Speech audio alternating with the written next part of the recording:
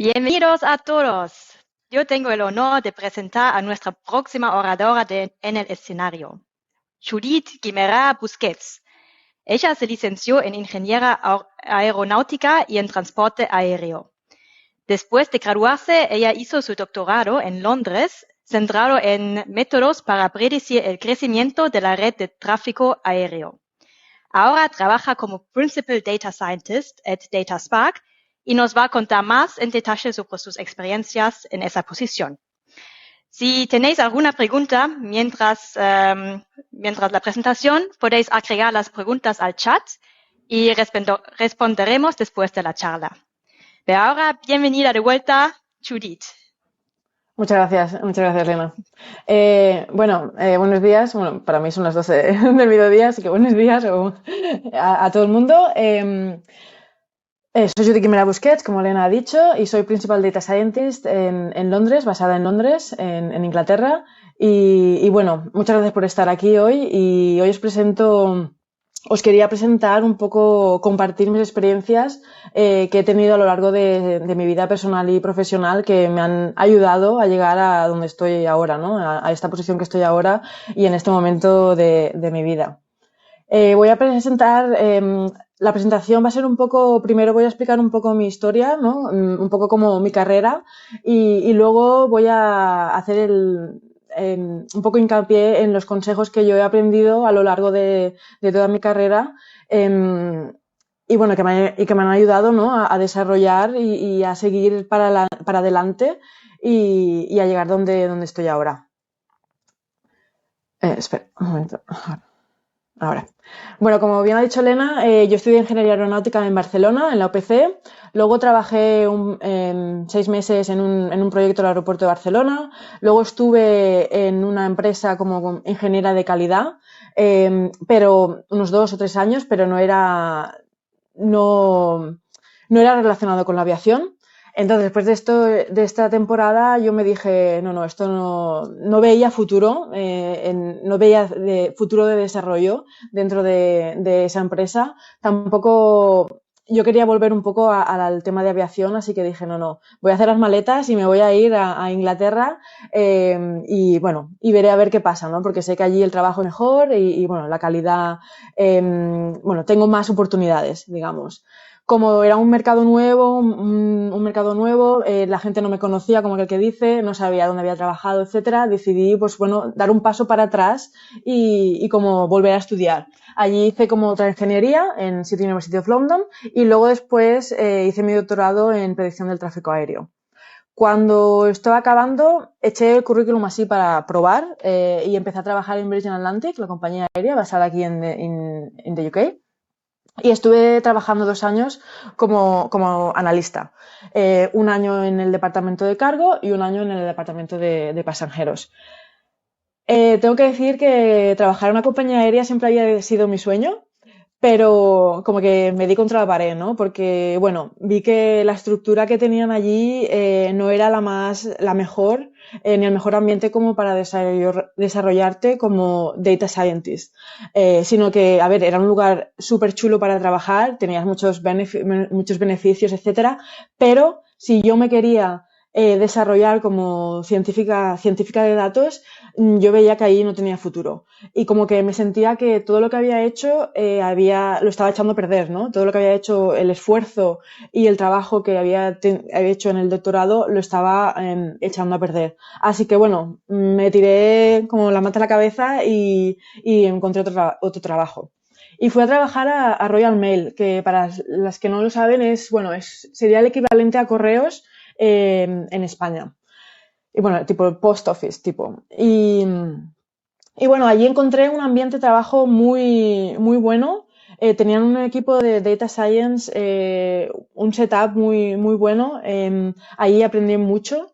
Estuve 3 años. Veía que los proyectos en los que yo trabajaba se podía llegar a usar en la empresa, ¿no? Teníamos clientes internos y que tú lo que hacías llegaba a ellos, ¿no? Y lo utilizaban en su día a día. También tengo que decir de esos 3 años, yo hice un parón en mi carrera para tener a mi primer hijo y bueno, tampoco estuve unos 11 meses de parón y aún así seguí desarrollando y seguir creciendo en mi carrera. Ahora actualmente, después de 3 años, me fui a trabajar a Data Spark, que es una consultoría que hace proyectos de Data Science y Data Engineering también, para todo tipo de empresas. Y bueno, llevo 2 años allí. Estoy también aprendiendo mucho, siempre hay maneras de aprender. Y también deciros que, bueno, vuelvo a estar de parón porque he tenido bueno, una niña ahora, y así que estoy en mi break, ¿no? En un descanso bueno, descanso no porque es mucho trabajo tener un bebé, pero estoy por baja de maternidad y también voy a coger mi año que me toca aquí en Inglaterra y aprovechar. Y bueno, os quería explicar un poco, que esto parece que he hablado mi currículum, ¿no? Pero os quería enseñar esto para que veáis que no hay un camino establecido y fijo para llegar donde queréis llegar, ¿no? Ya veis que es un poco, como digo yo, un popurrí de cosas que empecé a trabajar, me volví a estudiar, luego fui al trabajo de mis sueños, pero en verdad me di cuenta de que no lo era. Y sí que os digo que en un futuro, por ejemplo, a mí me gustaría volver a la aviación, pero lo que yo estoy ganando en haber trabajado en Royal Mail, en Data Spark, etcétera, es una experiencia muy enriquecedora, y aunque sea en áreas muy diferentes a la aviación, me están dando todos los skills y todas las capacidades, ¿no? Que luego yo puedo transferir otra vez pues a la aviación o al área que a mí o que a vosotros os guste más, como para decir que no tengáis miedo en probar algo completamente diferente para luego volver o hacer otra cosa. Y bueno, ahora habiendo explicado un poco mi camino, os quiero explicar un poco 5 puntos que yo creo que he ido recogiendo a lo largo de mi carrera, y que me han servido como para tirar para adelante y ayudar a subirme mi autoestima y a decir, sí, yo puedo hacer esto y puedo conseguir entre comillas, lo que me proponga. Empezaré con el primero, deciros que ser selectivas. Cuando vayáis a buscar un trabajo, siempre, bueno, yo estoy hablando del tópico de Data Scientist porque yo soy Data Scientist y lo he visto en estos casos, pero sé que muchas veces también Data Engineering pasa un poco lo mismo. Vigilar mucho con las posiciones que anuncian esos trabajos. Tú ves la descripción y dices, ¡buah! Este es mi trabajo de mis sueños, es que es perfecto, es que va a ser lo mejor. Y en verdad llegas allí y empiezas a trabajar y dices, no, es que esto no era lo que yo pensaba, ¿no? Lo que había en esa descripción. El primer consejo que os daré es que cuando vayas a la entrevista siempre haz preguntas claves. Pregunta, por ejemplo, ¿tienen una data warehouse? ¿Tienen su propia data o la compran, etcétera? Preguntar, por ejemplo, ¿qué proyectos han hecho ellos que están ya, ¿no? Haciendo business as usual? Es decir, que los clientes lo están usando en su día a día como si fuera, ¿no? Tomarte un café, ¿no? Cosas así. Preguntar también cómo está estructurado el equipo de tecnología. ¿Estáis trabajando mano a mano con los data engineering o estáis tipo en un silo, ¿no? Isolados, en solo haciendo los proyectos en la parte de ciencia, pero sin saber cómo hacen el deployment o sin saber qué hacen en el resto, ¿no? Eso es muy importante. Luego también preguntar temas más, entre comillas, personales, pero cómo es la conciliación de la vida laboral y personal.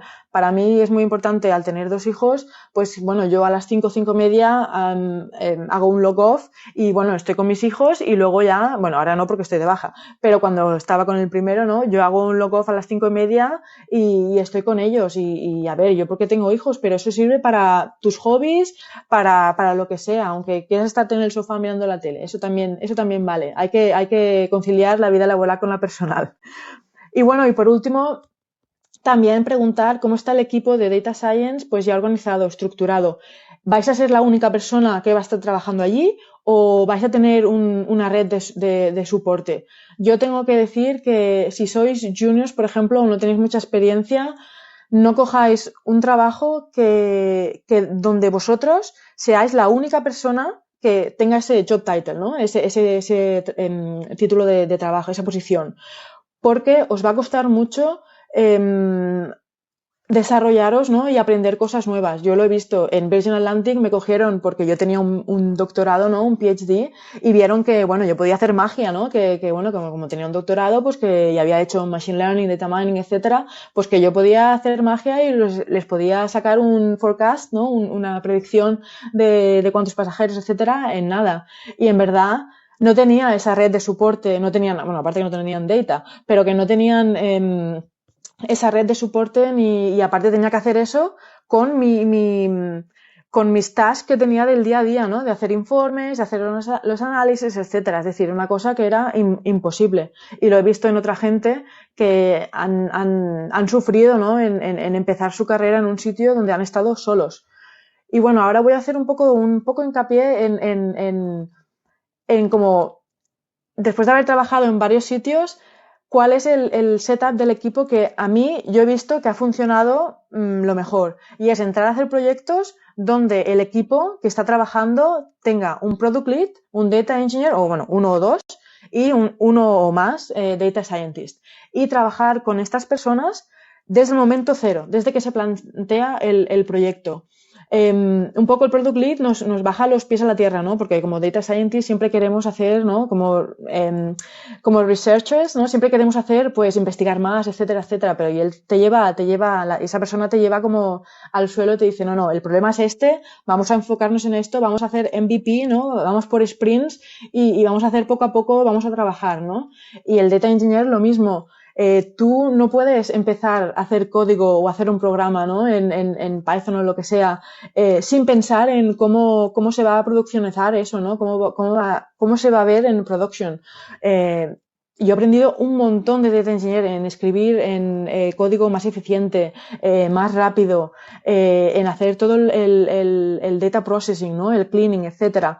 Se aprende un montón. Entonces yo creo que este es el setup que para mí yo he visto en todos los sitios que he trabajado, que es el que mejor trabaja, y yo he visto de proyectos que han ido de cero a ser business as usual con este tipo de equipos, y no los he visto en otros sitios porque no tienen esa infraestructura y ese trabajo en equipo que tenemos hoy en día con este setup. Bueno, y ahora vuelvo un poco a los consejos. Mi segundo consejo o área de consejos es las pequeñas metas. Yo creo que, y yo soy la primera que me pasa, que muchas veces cuando me dan algo para hacer, como que digo, no, esto, no voy a ser capaz, ¿no? Es la incertidumbre de decir, esto es muy complicado, no sé no sé cómo lo voy a hacer.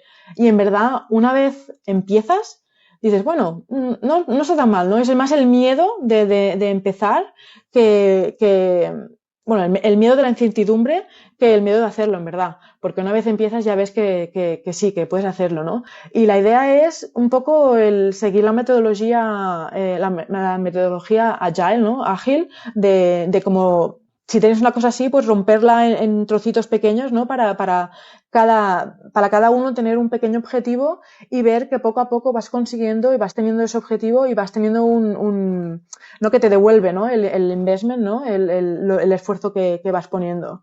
Y yo creo que esto es lo mejor que podéis hacer en aspectos de trabajo, de proyectos, pero también en aspectos de tu vida, ¿no? Por ejemplo, cuando, yo qué sé, decides irte a vivir a otro país y tienes una lista de documentación bueno, que lleva páginas y páginas y decir, a ver, voy a coger la primera documentación y me voy a enfocar en eso. Cuando la tenga, voy a la segunda, en vez de como ahogarte, ¿no? Y decir, ostras, que tengo muchas cosas por hacer y no lo voy a conseguir nunca. Siempre, poquito a poquito, y es una cosa que nos pasa, me pasa a mí aún, y bueno, es como tener un momento de tranquilidad, ¿no? Respirar hondo y decir, no, vamos a romper esta task en pequeñas cosas y entonces hacemos el pasito a pasito. Luego también os quería incitar o motivar, ¿no? a salir de la zona de confort. Y he puesto como primer punto el hecho de levanta la mano. Levanta la mano en el sentido de que siempre que veas la oportunidad de hacer algo, que a lo mejor tú no estás muy acostumbrada, tú levanta la mano. Luego ya piensas cómo lo vas a hacer y cómo lo vas a conseguir. Piensa en romper, ¿no? En ponerte pequeñas metas. Pero es, no sé, por ejemplo, esto, ¿no? Es decir, esta presentación, ¿no? Una amiga me dijo, mira, pues si quieres, he visto esto, si quieres presentar. Digo, bueno, va, presento. Y luego, hace unas semanas decía que tenía que poner las slides, ¿no? La presentación todo junta y decía, ay, madre mía, digo, ¿en qué lío me meto? Que yo no sé por qué lo hago. Pero luego, en verdad, la satisfacción que ganas en preparar esto, ¿no? En poder compartir estos momentos, etcétera. Y ya no es solo por presentar, pero es también, por ejemplo, yo hace años hago de mentor en la universidad. Cuando salí de la universidad de hacer el doctorado, yo vi que ellos tenían un programa de mentorship y bueno, dije, ¿y por qué no? ¿Por qué no? Lo mejor que puedo hacer es como devolver a la sociedad un poco o a gente que va detrás de mí, ayudarles bueno, a motivarlos y a que no hagan los mismos errores que yo o un poco guiarlos, ¿no? Bueno, a ayudarles, ¿no? Que desarrollen su vida profesional. Y bueno, ya llevo como 4 o 5 años haciendo de mentor cada año, etcétera. También deciros que de los errores también se aprende y que es sobre todo es de lo que más se aprende. Y eso también vale para las situaciones complejas y complicadas que nos veamos. Anécdota, hace años cuando trabajaba en Royal Mail hubo un momento que como hubo no nos entendimos mi jefa y yo en uno de los proyectos, ¿no? Con la tech lead que había allí en ese momento y como que no nos entendimos, ¿no? Y fue como para mí muy frustrante y muy como pensando, es que he hecho algo mal, es que no sé qué, y fue como, bueno, respiré hondo y dije, no, ves a hablar con ella, vamos a ver lo que no ha funcionado, vamos a discutir sobre lo que no ha funcionado, lo que ha funcionado y cómo tiramos para adelante, ¿no? Y arreglar esa situación. Y mira, salí de ese meeting, pero súper, súper contenta porque fue como, en vez de pensar solo en el error que había hecho o en la situación esa complicada que me estaba poniendo yo misma, ¿no? Fue como decir, no, voy a mirar para atrás, voy a reflexionar, ¿no? Voy a hacer una retrospectiva de lo que ha pasado y vamos a buscar soluciones para poder trabajar juntas y poder dar pasos para adelante, ¿no? Y en verdad, a partir de ese momento fue todo súper genial, trabajamos en otros proyectos después y fue todo genial también, así que os animo también bueno, que no tengáis miedo a esas situaciones que dan mucho miedo, pero que en verdad nos enriquecen mucho más que cuando todo va genial, porque si todo va genial, al final cuando tienes una cosa así complicada es cuando no sabemos cómo responder, ¿no? Y el último punto es una frase que vi en una conferencia hace un par de semanas, que bueno, lo decía en inglés, ¿no? Ask for forgiveness, not for permission. Y era como pedir perdón, es mejor pedir perdón que permiso, ¿no? A veces, bueno, no sé, seguramente lo sabéis, pero hay un estudio que dice, ¿no? Que los hombres por ejemplo, cuando ven un anuncio de un trabajo y dicen, bueno, más o menos yo cumplo 50% de los requisitos. Y ellos tiran el currículum, ¿no? Y ellos dicen, va, seguro que tiro el currículum y veo a ver qué pasa. Y en cambio las mujeres somos más como, de las 10 cosas que piden solo tengo 9. Yo creo que no lo voy a tirar porque es que seguro que no me llaman. Y en verdad es mejor tirarse para adelante y luego ya veremos lo que pasa, ¿no? Ya vamos haciendo poco a poco y ya veremos lo que pasa, que seguramente también os digo cuando hacen las descripciones del trabajo, porque lo he visto y porque he hecho también, pedimos 50.000 cosas, pero no significa que queramos las 50.000 cosas. Sabemos que la persona perfecta no existe y que muchas veces con que tengas el 50%, si vemos potencial, os vamos a coger. Así que animaros para bueno, salir de la zona de confort y echar para adelante. También el último punto es encontrar lo que funciona para ti. Por ejemplo, en el momento de presentar, yo tengo que confesar que soy de las personas que se preparan las presentaciones, que me puedo pasar como media hora o una hora el día anterior, pues preparando, se la hago a mi pareja o se la hago a alguien del equipo, dependiendo de donde sea. Sí que es verdad que tipo demostraciones de final de sprint con clientes, pues no, porque estás trabajando siempre allí, estás en el meollo, ¿no? Digamos, pero en cosas así de presentaciones, de conferencias, etcétera, soy de las que se les prepara bien. Mi pareja está cansada ya de escucharme en cosas que no entiende y no tiene ni idea de lo que hablo, pero bueno, él me dice que lo hago muy bien. Así que bueno, coger a cualquiera o coger a gente de vuestro equipo que os ayude y que os dé feedback y así aprender, ¿no? También tipo cosas de time management. Aprende, encuéntrate a ti misma, ¿no? ¿Qué eres mejor? ¿Trabajas por la mañana o trabajas mejor por la tarde? Y haz un poco tu horario a ese sentido, ¿no? Hombre, siempre dentro de los márgenes, ¿no? Del hecho de los márgenes en el sentido de que, obviamente, si tú tienes clientes, ¿no? Que de 9 a 4 tienes que ser contactable, ¿no? Pues vale, pero a lo mejor hazte las cosas que son más heavy, pues por la tarde, porque por la tarde trabajas mejor, ¿no? O, por ejemplo, yo soy de las personas que necesita correr por la mañana a las 7 de la mañana y empezar el día súper fresca, ¿no? Y después de comer me entra me entra un poco el sueño de echarme una siesta, ¿no? Pero bueno, eso cada uno hay que aprender a cómo somos, ¿no? Y luego, eso, organizarte también como te va a ti mejor. También es decirte, cogeros los breaks que os tengáis que coger. Yo he visto mucha gente, bueno, yo normalmente me bloqueo, por ejemplo, el lunchtime, ¿no? El almuerzo, para que nadie me moleste y que nadie me ponga meetings en ese horario. Y también por un poco recargar las pilas y volver a coger la tarde con más ganas, digamos. Y por último, quería acabar con esa frase de tú lo vales, ¿no? Del anuncio de L'Oreal, ¿no? De tú lo vales y creéroslo. Perdón, que me lío. Hay que creérselo. El primer punto es, primero, respirar hondo. Hay momentos que nos ponemos, ¿no? Que vemos, yo qué sé, nos dan un task o nos dicen, nos han puesto en un proyecto que no tenéis ni idea, lo que sea. Respirar hondo.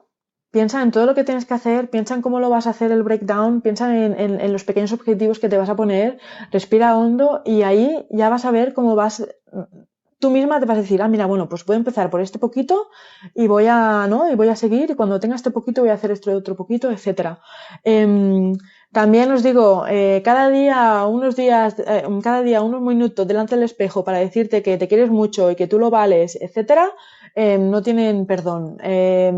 Justo antes de esta presentación yo también me he ido al baño y me he mirado al espejo y me he respirado hondo y he dicho, venga Judy, que tú lo puedes hacer, ves allí, lo has hecho muchas veces, no pasa nada, son como tú, ¿vale? Son gente trabajadora que simplemente quieren escuchar lo que tienes que decir y ya está.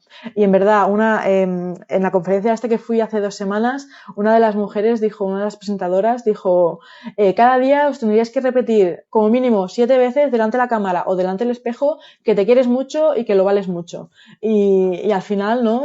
Como que te lo crees, ¿no? Es como la frase esa americana de fake it until you make it, que al final es algo psicológico, ¿no? Funciona, la verdad.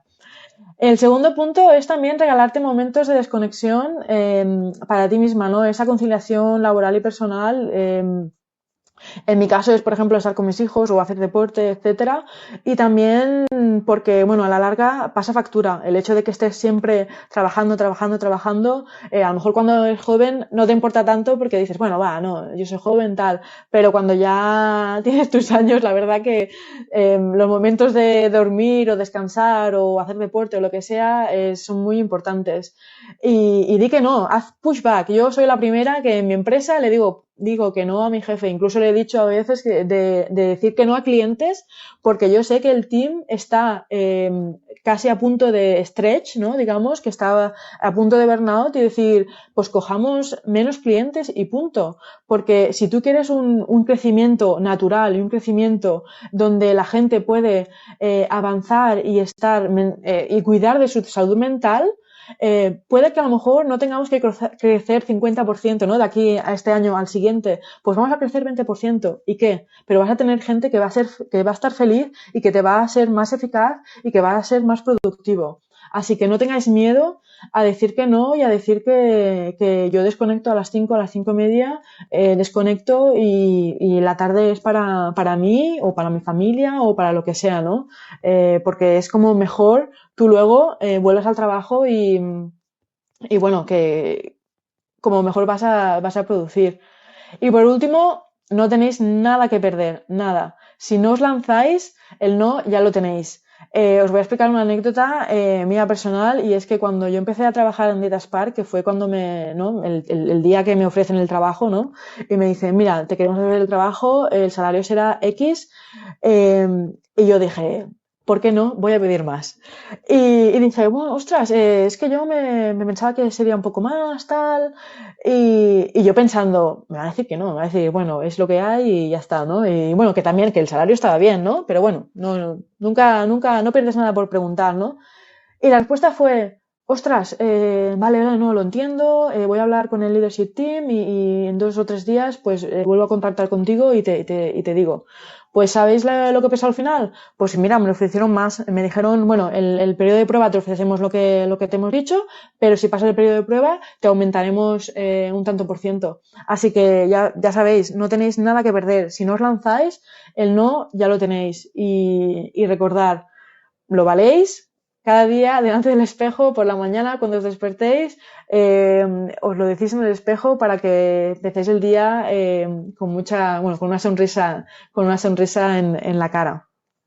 Y bueno, ya he acabado porque creo que eran 15 minutos, me he pasado un poco, creo. Pero bueno, si hay alguna pregunta.